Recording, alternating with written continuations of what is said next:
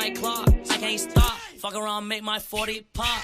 Alright guys, this episode was definitely a very good episode for the first episode of the overall Kata organization arc. It's still kind of surprising that we haven't really heard word about how long the arc is actually supposed to be. To me, that's a sign it's going to be a very long arc, but Sasuke being an arc definitely gives us a sense of seriousness, and him going to Hidden Rain Village was absolute gold in my opinion. It automatically gave us flashbacks of Pain versus Jiraiya Sensei, mainly because the setting looked almost similar. Some people are actually saying that that is actually the place where Pain fought with Jiraiya Sensei. Now it does look a lot different, it looks a lot worse. Of course, Pain's not there. I don't necessarily know exactly what's happened or who's their Kage or who's their leader. After Hanzo the Salamander went down, they never really had a Kage system. They were always looking up to Pain. Some people thought of him as a god. Some people didn't really think he existed, mainly because he was this mythical creature. Literally, he seemed like a god. He could take people's souls out of their body. He could judge them. He could tell if they're lying or not. A whole bunch of things that just made Pain seem like a myth. And now it seems like it's pretty much a very lawless land. There's nobody actually ruling over. No one actually tried to fix anything. This right here is going to be a very big problem in the anime of Boruto, man, because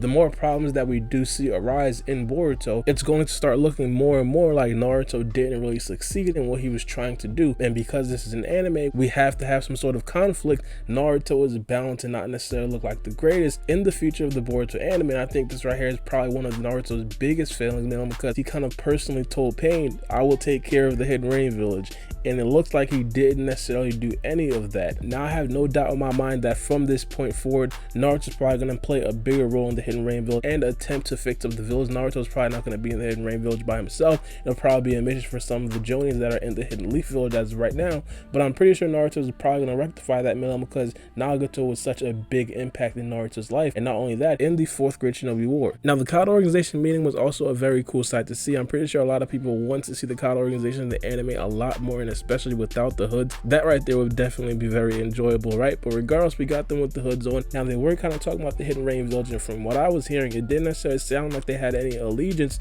to the Hidden Rain Village, which pretty much means that they were kind of using the Hidden Rain Village just to have a secret hideout. Now they said the hideout was kind of abandoned a very long time ago, so why was it still there?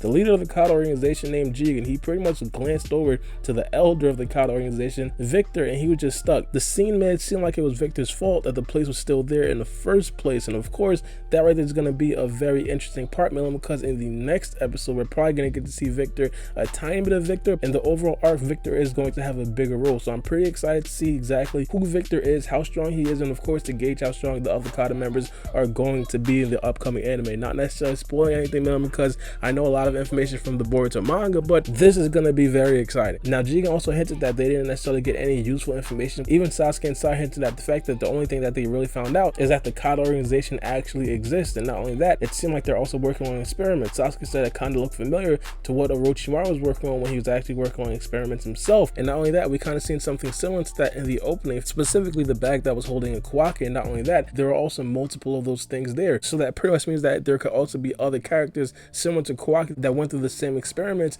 as Kawaki did. Garashi was a very interesting character, and I'm saying was mainly because he's no more, but regardless, he was a very interesting character. It started off with him trying to kill Sai and Sasuke, and I think that was his original intent. Him being established as an outer by the actual inner members of the Kata organization made that clear. He kind of smartly flipped it, mainly because he understood there was no way that he could possibly beat two characters like that looked that good. One thing that I found was super interesting is the fact that he didn't really know who Sasuke was. Sasuke, similar to a lot of the characters back in Naruto Shippuden, such as Kakashi the copy ninja, their reputation spans through villages and villages. Some people might even argue that Sasuke's reputation himself spans larger than Naruto's reputation, even though Naruto is the Hokage that actually beat Sasuke. I don't know, I just think Garashi should have knew exactly what was coming towards him. He let Sasuke and Sai underground, had poisonous gas, and pretty much had the whole place collapse to kill them underground. But specifically when we see the part where Sasuke breaks the boulder and we see Garashi just sprinting towards some place just like Sasuke and Sai, I thought that right there was also extremely fishy, not only because there was gas everywhere, but also there could possibly be hidden traps. There could also possibly be lingering Kata members down there. A whole bunch of things that could have possibly went wrong, and Garashi went sprinting towards it. And it's not like Garashi is like this young kid that doesn't necessarily know exactly what he's doing. Of course, he's a young character, but he knew the ins and outs of the place, and he understood the ramifications of just running into places blindly. And for him to do that was extremely fishy, and Sai and Sasuke understood that 100%. Now, just when Sai and Sasuke actually got caught I really didn't feel any sense of danger mainly because Sasuke didn't even necessarily try in that particular situation. If that was actually Sasuke and he was actually tied up and the gas was kind of funneling, he could have easily used the teleportation jutsu and switched places with Garashi, and then Garashi would be tied up and then Sasuke would be free. Then he could have also easily used the teleportation jutsu to free Sai as well. So in my opinion, I really had no doubt that they were probably going to be clones right then and there, and they didn't actually get caught. Now when Garashi got caught red-handed, I'm pretty sure this surprised a lot of us. Ever since the Mujin event, the whole series has been seeming darker and darker, but Garashi actually took his own life, mainly because he wanted to protect the secrets of the Kata organization. That right there is absolutely insane. It definitely gives me some Akatsuki vibes. You guys do remember, there are some outsiders of the Akatsuki. They didn't necessarily deem it as official as like the outsiders of the Kata organization, but there are some members of the Akatsuki that pretty much died for the cause. They gave their life to protect the Akatsuki and to protect the secrets. Some of them were even trusted advisors for the villages and just gave their lives for a simple diversion. Like that right there was absolutely insane. This right here is also kind of equally surprising, mainly because Garashi is a very young character. He had his whole life ahead of him, and for him to just throw it away to protect the Kata organization just shows how devout and loyal he was to the Kata organization. Of course, how strong his ideals were, that they actually could be there to change the misfortunes of the Hidden Rain village. And again, something that Naruto should have been doing, something that Naruto has to take accountability for, but overall just a sad scene. Now even though this episode was definitely a very good one, I think it could have possibly been better. The animation wasn't necessarily up there like that. The choreography and the scenes weren't necessarily that much thrilling. It seemed a little bit blended, and coming to this episode I absolutely expected that. It was actually reported that the first couple of episodes of this arc is probably going to be similar to this, mainly because they were animated by the same team. Some people like to refer to them as like the JV team, but regardless, they're just not that good, even though there's nothing wrong with, of course, it's a professional style anime. We're really nitpicking when we're talking about the upper echelons and the top 90% in comparison to every other anime there is out there. But just to let you guys know, better animations and scenes are still yet to come. But overall, it was definitely a very good episode of Boruto, and it was a very good episode, especially for the first episode of an arc that's supposed to be extremely long. I do know what you guys think in the comment section below. Did you guys like this episode? What was your favorite part about this episode?